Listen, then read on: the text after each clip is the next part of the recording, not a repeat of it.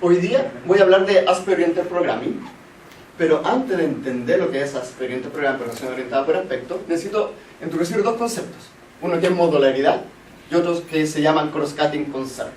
No voy a dar la traducción de ese término en español porque no se va a entender, intereses transversales, pero lo importante es qué significa la modularidad, cuáles son los problemas de la modularidad, que se llaman cross-cutting concern, y finalmente voy a introducir Aspect-Oriented Programming, EOP, como una solución para estos problemas de modularidad. Ya, antes de comenzar voy a hablar un poquito de mí, solamente 2 slides. Primero tienen que saber, como dijo Mauro, soy ingeniero de la Universidad de La Serena. Luego que terminé mi ingeniería aquí en computación en la Universidad de La Serena, me fui a hacer un doctorado en la Universidad de Chile en lenguaje de programación, y cuando me fui a hacer un doctorado aquí a la Chile no tenía idea de lo que era un paper, nunca antes en mi vida había tomado un paper, pues no tenía idea de cómo leer bien inglés. Este etapa fue un poco sufrida al inicio, para iniciar mi doctorado. Entonces, si yo les puedo recomendar algo, ustedes como estudiantes de esta carrera, lean paper en inglés, intenten entender un poco la ciencia de la computación, para después si quieren hacer un posgrado no les cueste tanto. Yo en ese tiempo pensaba que un paper era un documento que se entregaba como trabajo final del semestre. Eso yo pensaba. Ya. En mi doctorado me especialicé en lenguaje de programación y modularidad, y mi tema específico fue Expressive Stateful Aspect. En esta presentación no me voy a concentrar mucho sobre Expressive Stateful Aspect porque es un poco teórico y puede ser un poco aburrido. Mi advisor, que es como casi un dios aquí en computación, es Eric Tanter. Luego de terminar mi doctorado, hice un pequeño postdoc en Japón sobre la misma área. Actualmente, la slide está en inglés porque es la práctica de mi charla en Estados Unidos. Actualmente soy investigador asociado de un laboratorio de lenguaje de programación que se llama Pleiad, que se ubica en la Universidad de Chile. Y soy profesor asistente de la Universidad Católica del Norte y pertenezco al claustro de un programa de magíster en la Universidad Católica del Norte acerca de un programa de magíster en computación. Es importante decir que aquí también hay alumnos de la ULS haciendo ese magíster. Sé que el fan. Bueno, comencemos. Ya, esta charla está dividida en 5 ítems. Primero voy a explicar un poco la modularidad, después voy a explicar los problemas de modularidad, después voy a explicar Aspect-Oriented Programming como solución para estos problemas de modularidad, después voy a explicar los problemas con respecto a Aspect-Oriented Programming y algunos usos. Entonces empecemos con la modularidad.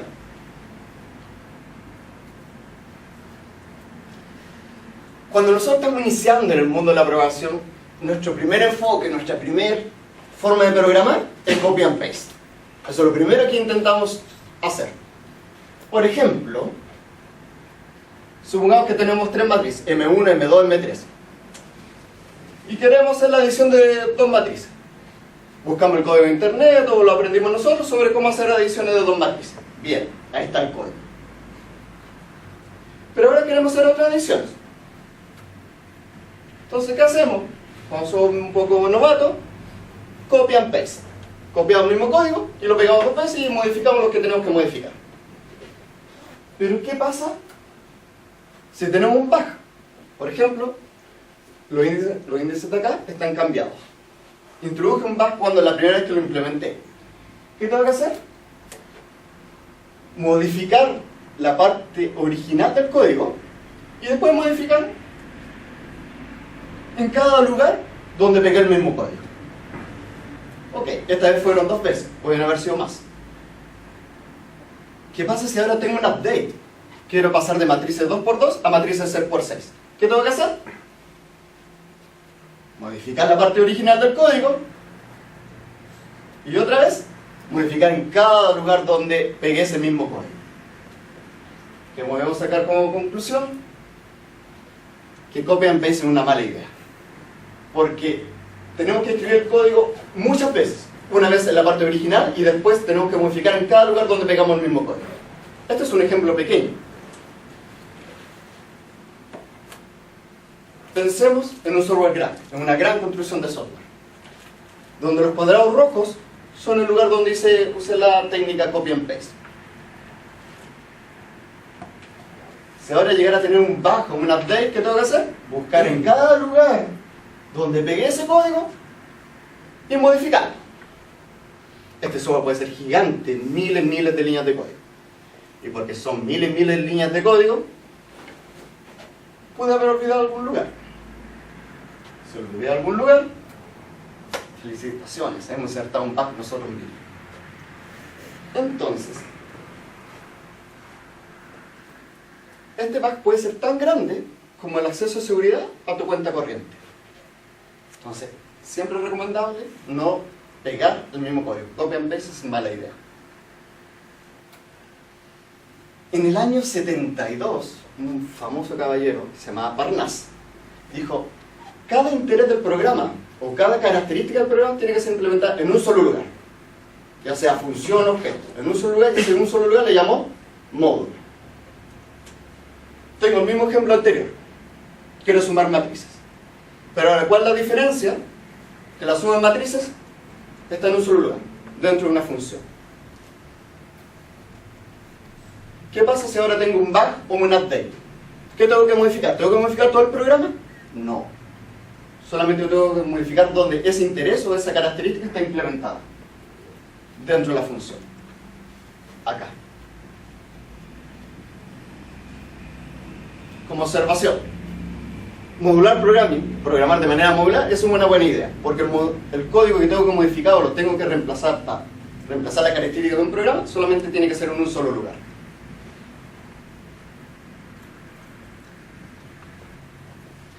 Aparte de ese beneficio de programación modular, tenemos otros beneficios.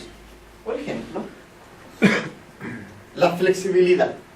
Si ahora cada módulo solamente implementa un concepto, un interés o una característica del programa, lo que puedo hacer, si quiero cambiar o actualizar cómo ese módulo está implementado, solamente saco ese módulo, actualizo esa versión y lo conecto. No tengo que modificar todo el programa para poder cambiar la característica de una parte del programa. Por ejemplo, si quiero cambiar el módulo de reporte de un sistema de información, solamente tengo que cambiar el módulo que se refiere a reportes. Nada más. Porque ahora tengo programación modular. Cada módulo representa una distinta característica del software. Otro beneficio es que es entendible. Si quiero entender cómo cierta característica o cómo el módulo de reporte de un sistema de información está implementado, solamente tengo que leer un módulo, el módulo de reporte. No es necesario entender todo el programa para poder entender cómo el módulo de reporte está implementado. ¿Por qué? Porque cada módulo está dedicado solamente a un interés, a una característica del software. Y por último, si cada módulo implementa una característica del software, puedo tener desarrollo en paralelo. Un grupo de desarrolladores implementa el módulo de reporte, otro grupo de desarrolladores implementa el módulo de contabilidad. Y pueden programar en paralelo, porque después lo único que hago es componer módulos para crear el sistema final. ¿Sí? ¿Cómo podemos alcanzar esta programación modular? Yo creo que muchos deben saber. El uso de patrones de diseño ayuda mucho a alcanzar esta programación modular. Hay muchos patrones de diseños que dan soluciones conocidas a problemas conocidos de una manera modular. Por ejemplo, Composite, Factory, Observer, Wrapper, Singleton, Visitor, and Flyway. Para terminar la parte de modularidad, si uno quiere ser un buen programador, por favor, implemente cada concepto, cada interés en un solo lugar. No use copy and paste. Y no tiene que ser genio y reinventar la rueda en cada minuto. Rehúse conocimientos de expertos. Si hay patrones de diseño, busque esos patrones de diseño, porque esos patrones de diseño ya ofrecen una solución al problema. Y yo, en mi humilde experiencia, les puedo decir que muchos de sus problemas de sus sistemas actuales ya han sido resueltos antes. Busquen cómo lo resolvieron ellos bien. Y ustedes adáptenlo a su problema en particular. Entonces, dado que hablaba un poquito de modularidad, voy a hablar un poquito de cross-cutting concerns. Supongamos que tenemos un sistema que tiene 3 funciones, foo, var and bus, y quiero implementar un logic, es decir, hacer un registro cada vez que se ejecuta la aplicación. Lo que nosotros conocemos básicamente es como poner un print en cada lugar del programa. ¿Cuál es la solución? típica. Modificar cada función, vamos a poner el print. Print acá, print acá, print acá. ¿Cuál es el problema de eso? Que tenemos que modificar todo el programa para poder hacer el login. Y si queremos sacar ese login, tenemos que ir a modificar todo el programa para sacar todos los prints. Implementar el concepto de login en un sistema, para poderlo implementar tenemos que modificar obligatoriamente todo el programa. Y tenemos que modificar nuestro interés de implementar login con los intereses del programa base.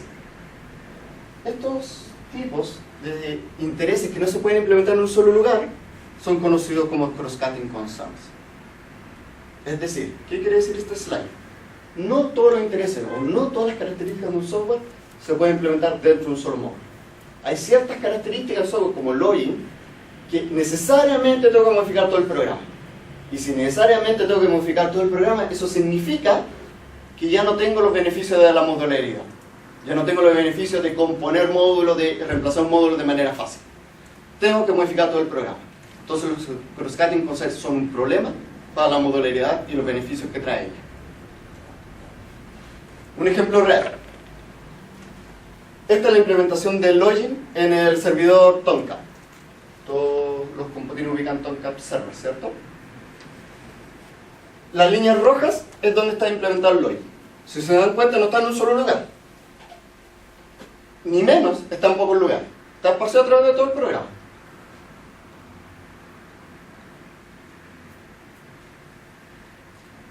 Login, Security y Event Handling son conocidos cross-cutting concerns. ¿Cuántos hay? Hay muchísimos. Pero cuando uno está haciendo investigación, los principalmente problemas que ataca o los problemas que investiga son Security, Login y Event Handling. Entonces, para poder resolver estos problemas de cross-cutting concerns y poder volver a obtener modularidad, nació algo que se llama As-Per-Oriented Programming.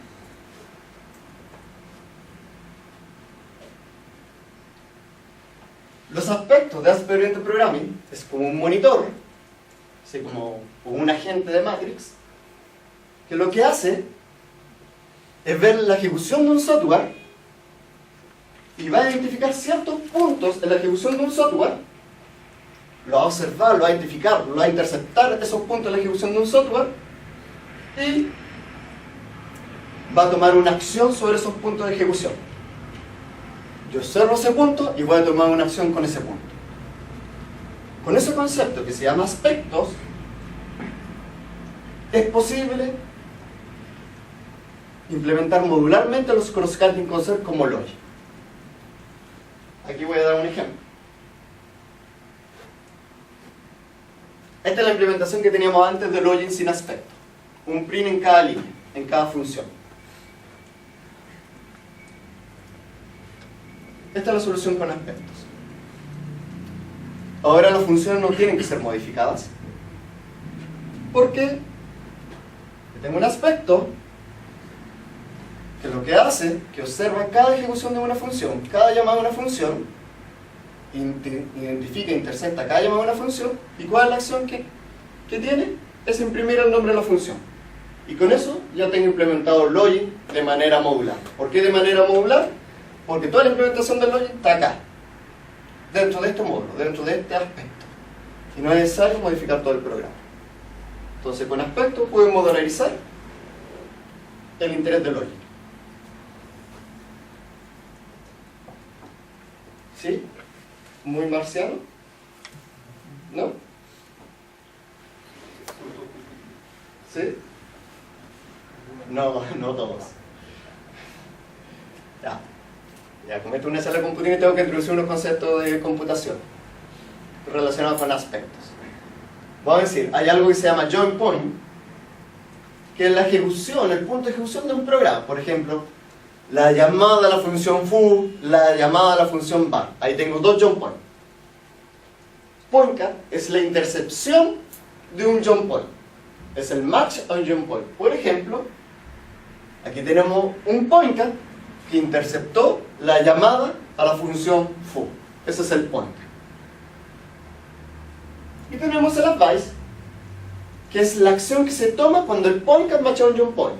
Es la acción que se toma cuando el aspecto identifica un punto de ejecución. En este caso, ¿cuál es la acción? Imprimir un mensaje. Estoy entrando a foo. El lenguaje de aspectos más famoso que más se usa hoy en día, o el más usado en la empresa, tal vez no tanto a nivel de ciencia, el más usado en la empresa se llama AspectJ, que es un lenguaje de aspectos para Java.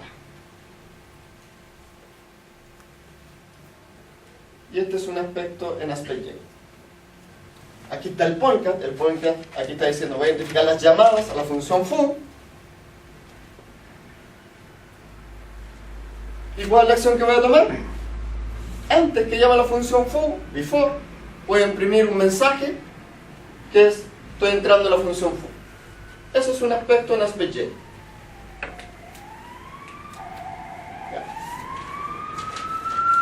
AspectJ en pocas palabras.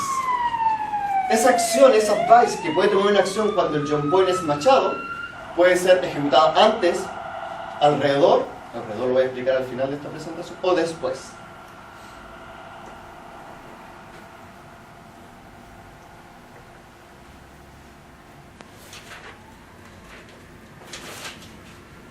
Solamente para enseñarle un poco lo que es AspectJ. AspectJ, aquí se define el point, que aquí es lo que yo voy a machar, el jump point que yo quiero interceptar. El primer parámetro se dice cuál es el tipo de retorno de la función que quiero interceptar. El segundo, cuál es la clase que pertenece a la función que quiero interceptar. Y el último es el nombre del método de la función que quiero interceptar. Por ejemplo, aquí tengo tres aspectos. El primero intercepta todos los métodos M1 de cualquier clase y de cualquier retorno, con cualquier tipo de retorno. El segundo intercepta todos los métodos M2 de cualquier clase, pero que retorne siempre un entero. Y el último, los nombres de cualquier método, con cualquier retorno, pero que solamente pertenezcan a la clase A. Y aquí voy a intentar hacer algo con ustedes, que no sé si casi me va a dar tiempo ya, de mostrar un código de ejemplo. Aquí tengo un pequeño programa en Java que muestra M1, M2, M3, ejecuta esos tres métodos.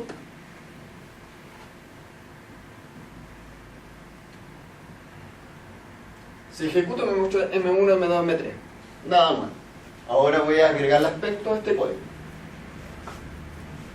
Voy acá, voy a comentar los aspectos.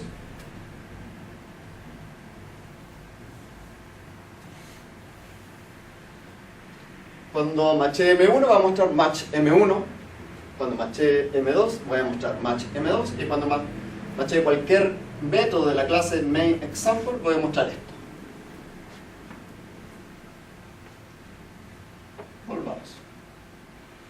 Voy a ejecutar el mismo código, pero ahora se van a dar cuenta que no va a aparecer M1, M2, M3.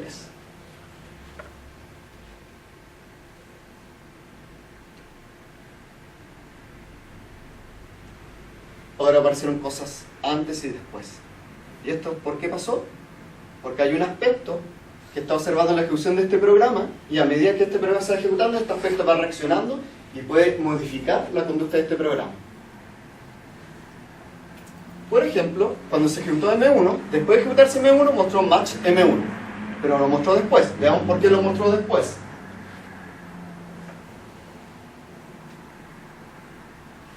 Porque tengo un aspecto que es after, después de identificar, de matchar el método M1. Después de ejecutar el método M1, muestre match M1. ¿Sí? ¿Se entiende medianamente el ejemplo? Excelente.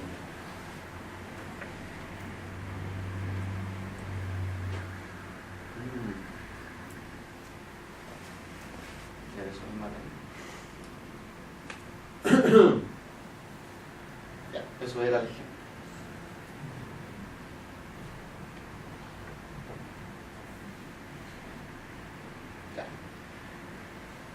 Nosotros habíamos basado toda esta presentación en el ejemplo del login, de poder implementar un mensaje cada vez que se está llamando una función. Esta es casi la correcta implementación del login en AspectJ. ¿Qué dice? Quiero matchar nombre de cualquier método, de cualquier clase, el nombre de cualquier método, de cualquier return type. ¿Qué voy a hacer? Cuando matché cualquier llamado a función, voy a imprimir el nombre de esa función. ¿Sí? Eso suena bastante bonito, pero tiene un pequeño problema.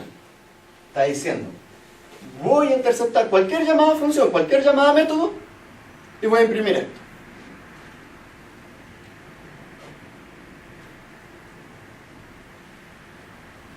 Esto es una llamada a método.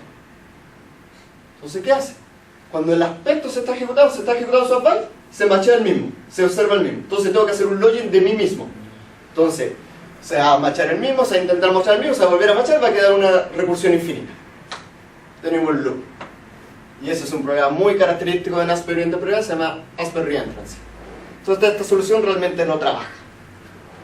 Es un problema bastante hot en Asper Oriented Programming. ¿Cuál es una correcta implementación? No voy a explicar en detalle porque no lo quieren entender. Voy a machar cualquier método si y que no esté dentro del aspecto login, de la ejecución del aspecto login. Es decir, quiero observar la ejecución de todo el programa, eso es dentro de mí mismo. Y así es una correcta implementación del login. Y con esto podemos prevenir la Asper Reentrancy de aspectos. ¿Es necesario que muestre el ejemplo del login? ¿O a ustedes les quedó claro? ¿Está claro? ¿Sí? Sí. Ya, entonces puedo seguir. Hay muchos lenguajes de aspectos, como el que les decía antes, un lenguaje de aspectos que se llama AspectJ, que es aspecto para Java. Java es un lenguaje estáticamente tipado, es decir, tiene tipos que son fácilmente identificables para orientación a objetos basado en clases. Hay otro lenguaje de aspecto que se llama AspectC++, que es un lenguaje de aspecto para C++, que es casi igual a Java, que static type está entre comillas, porque C realmente no tiene tipo. O sea, con las cosas, los punteros, los tipos se dan a los bytes. Así que si ustedes creen que su sistema programado en C++ es seguro, por los tipos no, eso es mentira. Los punteros hacen cualquier cosa. Hay otro lenguaje que se llama AspectScheme, que es un lenguaje de aspectos, pero un lenguaje que es dinámicamente tipado y es funcional. ¿Qué significa que sea funcional? Que no hay variables y que solamente tenemos funciones. Ese lenguaje es muy entretenido. Todo se programa con funciones y las variables se pueden simular a través de llamadas de funciones. Es súper entretenido hacer eso. Y hay otro lenguaje de aspectos que se llama AspectScript, y si pueden ver la fotito, soy yo, lo desarrollamos yo con un compañero de doctorado, que es un lenguaje de aspectos para JavaScript.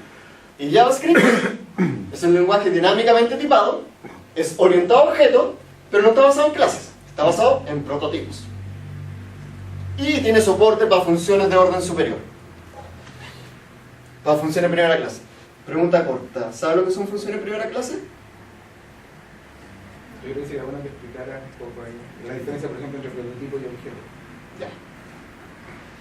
Java es un lenguaje orientado a objetos basado en clases, lo que significa que primero defino un molde que es la clase y después puedo crear muchos objetos basados en ese molde.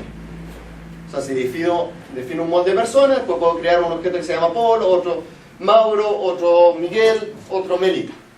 Pero todos esos objetos tienen la misma característica del molde inicial, que es la clase. Basado en prototipos significa que no hay clases. Yo empiezo creando un objeto. ¿Y cómo puedo crear muchos objetos parecidos? Pesco este objeto, lo clono, lo modifico, creo el objeto Paul sin una clase, lo modifico y lo convierto en Mauro. Lo vuelvo a modificar, lo convierto en Melita. Lo vuelvo a modificar, lo convierto en Miguel. Entonces voy clonando el mismo objeto y lo voy haciendo las modificaciones. Y así voy teniendo un comportamiento similar a orientación a objeto basado en clases. De hecho, las clases son un patrón de diseño de prototipo. Un patrón de diseño tan famoso que después se pasó a ser parte del lenguaje. Y Higher Order Function significa que el código, una función, puede ser pasada por parámetros. O sea, yo defino una función, la asigno una variable y la puedo pasar por parámetros. Antiguamente, si estamos en Java, nosotros no podemos pasar un método por parámetro. Nosotros tenemos que pasar un objeto, que ese objeto tiene un método. Pero con esto podemos pasar una función directa. Si ustedes han programado en C, lo más cercano en C es cuando ustedes pasan los punteros a funciones. Pero no es lo mismo. Eso es Fair Class Memory, porque yo estoy pasando una dirección de memoria por parámetro. Aquí está lo que estoy me refiriendo yo, que estoy pasando el código de una función como por parámetro y se puede asignar a valores de una variable. ¿Cuál es la conclusión? Al mostrar tantos lenguajes aspectos y tantos lenguajes distintos, que dependiendo de las características de tu lenguaje base, como Java, C, JavaScript, Scheme, tú necesitarás un distinto lenguaje aspecto, o por lo menos una semántica de distintos lenguajes aspectos. No puedes usar la misma solución de AspectJ para todos los demás lenguajes aspectos. Tú tienes que primero estudiar tu lenguaje base, cuáles son las características que tiene este lenguaje base, para poder implementar mi lenguaje aspectos.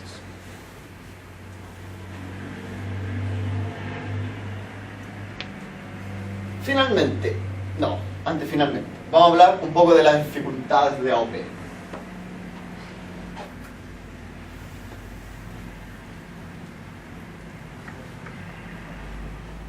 La primera dificultad, nosotros habíamos dicho que un pointer interceptaba un punto de la ejecución, que eso le llamamos jump point.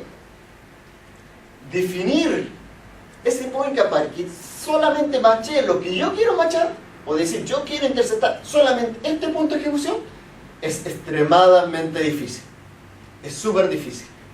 Entonces muchas veces tú terminas definiendo aspectos que modifican más comportamiento del software que tú quieres, o modifican menos comportamiento del software que tú quieres. Entonces, por ejemplo, si yo quiero decir, voy a definir un pointer que intercepte todos los métodos add, probablemente te va a interceptar los métodos add de list y de vector. Pero tú probablemente solamente querías interceptar los de list. Pero por coincidencia de nombre, también interceptó los de vector. Entonces, ser explícito sobre el punto que tú quieres matchar o interceptar es una dificultad de AOP.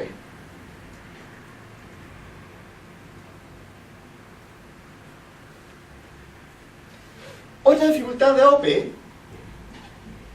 nosotros cuando empezamos a programar con AOP, nos pasa que el código que estamos viendo ya no necesariamente se ejecuta lo que estamos viendo, porque puede haber un aspecto que está interceptando cada cosa que vamos haciendo y va haciendo algo distinto. Por ejemplo,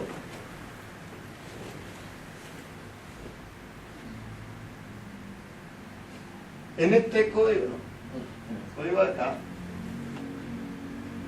si nosotros ejecutáramos o leyéramos este programa, nosotros pensamos que lo único que va a hacer es mostrar M1, M2, M3. Pero con aspectos sucedieron muchas cosas más. Entonces, cuando tú metes aspectos a tu programa, ya es difícil razonar sobre el comportamiento de ese programa. Porque ya no es secuencial. Tú estás viendo algo, pero por detrás hay un monitor que puede estar cambiando lo que tú estás viendo. Entonces, es muy difícil poder diseñar o modelar, o si hay un bug con aspectos, es súper difícil pillarlo. Porque dónde sucedió y quién lo hizo, no sabes.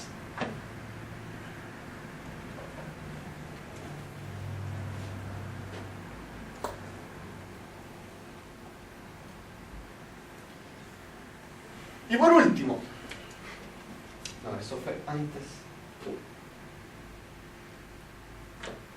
Ya, este programa lo voy a tener ahí. Tengo que hacer que muestre todo de uno. En AOP, nosotros necesitamos, para poder soportar AOP, necesitamos que nuestro programa AOP observe cada ejecución del programa. Para observar cada ejecución del programa necesitamos que haya algo que esté observando, y eso lo hace demasiado lento. Entonces, un programa con AOP siempre es más lento que el programa original, porque necesitamos que el aspecto observe cada parte del programa. Tener implementaciones eficientes de AOP es súper difícil. Hoy en día hay muchas implementaciones de AOP, pero la mayoría son lentas. Entre paréntesis, mi implementación de aspecto para JavaScript es extremadamente lenta. Si alguien está interesado en trabajar un tema de tesis, podría ser optimizar nuestra implementación para que sea rápido. Otro problema de AOP es que podemos hackear la seguridad si quisiéramos. Por ejemplo, aquí tenemos un método que se llama checkPermiso. Le paso un nombre, si ese nombre es igual a por, retorna tú tienes permiso para seguir. Ya, estos son los nombres de las personas de la conferencia de ayer. Si probamos checkPermiso con Jun, o Jun, retorna false porque no es poll, con Hiroaki retorna false porque no es poll. Si lo hacemos con poll, retorna true. Ese es nuestro sistema de seguridad.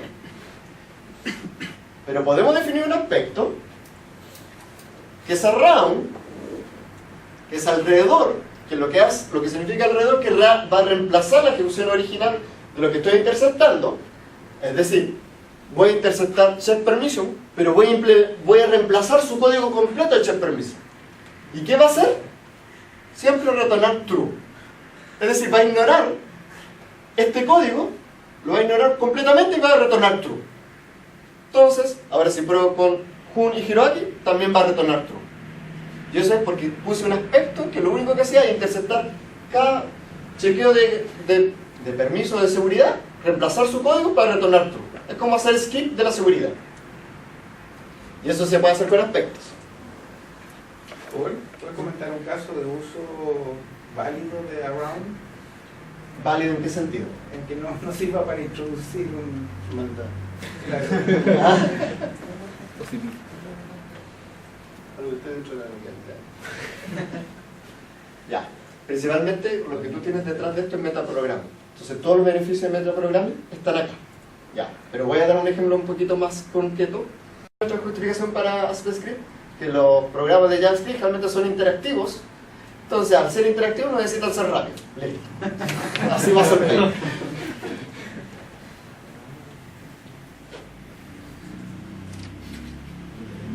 Un pequeño ejemplo. Esta es la página web de mi tesis doctoral. Este se llama un stateful aspect. Aquí está, voy a mostrar un poquito más. Es el juego del Tetris. Muevo para allá, muevo para acá, muevo, va, reviso por su espacio, baja.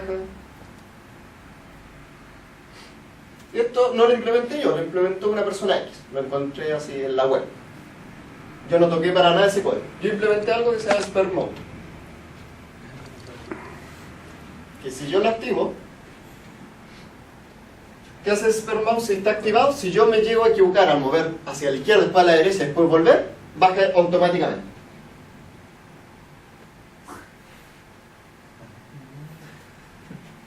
Para eso, ¿qué hice?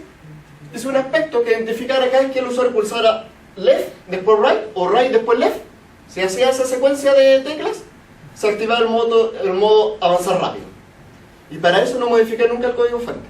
No lo toqué, porque puse un aspecto que empezara a mirar qué hacía el usuario. Y esto lo pueden ver a través de la web. No hay ningún compilador nuevo, nada nuevo.